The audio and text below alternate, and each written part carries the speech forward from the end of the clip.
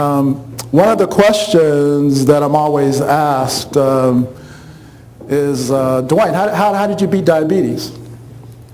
And there's three reasons. Number one is God. People don't like talking about God, but you can't leave God out of the equation. Number two is my mother, and if you knew my mother, you'd understand. And number three is my daughter. And I guess the fourth reason, if I listen to Dr. Courtney, I guess my engineering background probably had something to do with this as well. Now, and again, because people say, Dwayne, you're a grown man. I said, yeah, but you don't understand. My mother, see, when I was growing up, my mother was a living legend. All the kids in the neighborhood, when my mother came running, they ran before I did. And I knew my mother was coming because you're on a ball field. If the people in the outfield start jumping over the fence, I knew that she was coming down the street. And my mother, she's only that big, but my mother could leap and rip a branch out of a tree. And you became part of that tree. So when you grow up with that type of experience, you learn you don't say no to my mother, you go along with the program. And again, I thought I only had 2 or 3 weeks of this, and she'll be going back home. The first thing I thought about when I thought I was dead, my mother, she goes, did you think about me? I said, no. Did you think about your daughter? I said, no. She goes, then what did you think about? I said, well, what popped in my head for some strange reason was, I won't have to pay the electric bill this month. My mother just shook her head.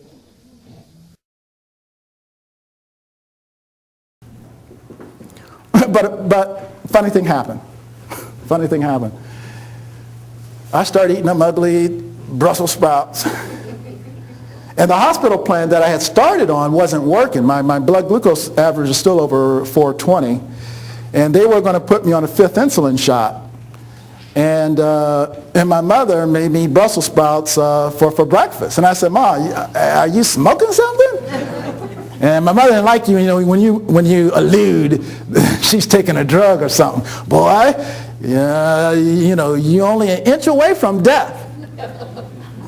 They almost took you there. I'll take you there. And so I said, okay. And so I ate them Brussels sprouts just to appease my mother. Because I had a little pamphlet. It was maybe 5 pages. But the questions she had required me to develop a 75-page pamphlet. It was costing me too much money to print the pamphlet.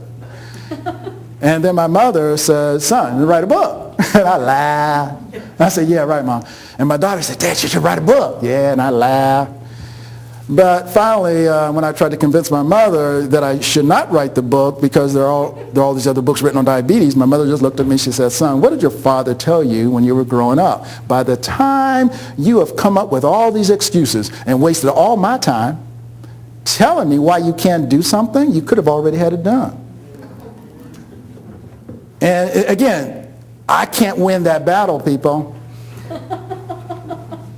It was easier to write the book. And I was about 80, 85 pounds heavier than I am right now, but I carried it well. I felt I was a little chunky. And my daughter said, no, Dad, you passed chunky 35 pounds ago.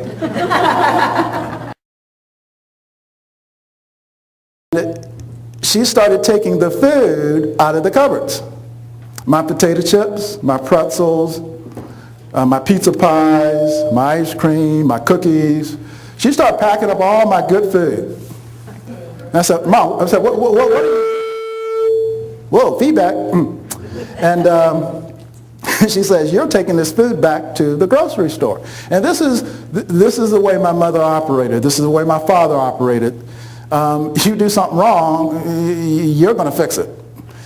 And so I went back to the grocery store, and again, you have to understand something. I live in a small town outside Rochester, and so everyone knows me in the grocery store.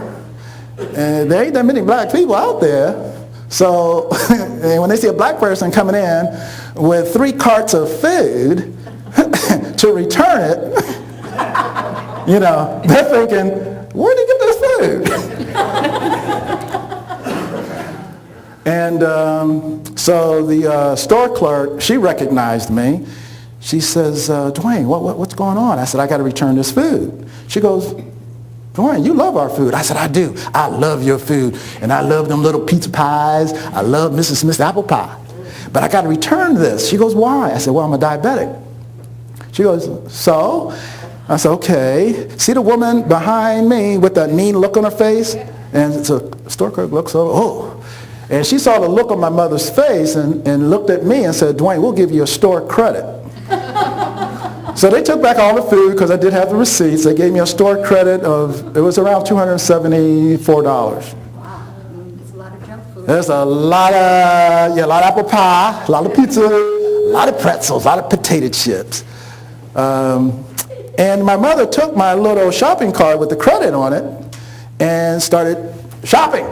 And she picked up some Brussels sprouts, broccoli, spinach, the 3 vegetables that I hate.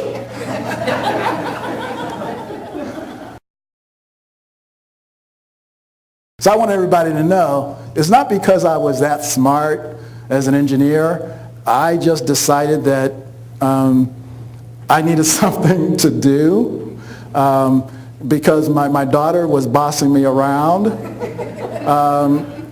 And I think she enjoyed it. She was telling me what to eat, what not to eat. And I couldn't argue with her because, again, I was very fatigued. My legs hurt. I didn't have a lot of energy. I couldn't drive anywhere.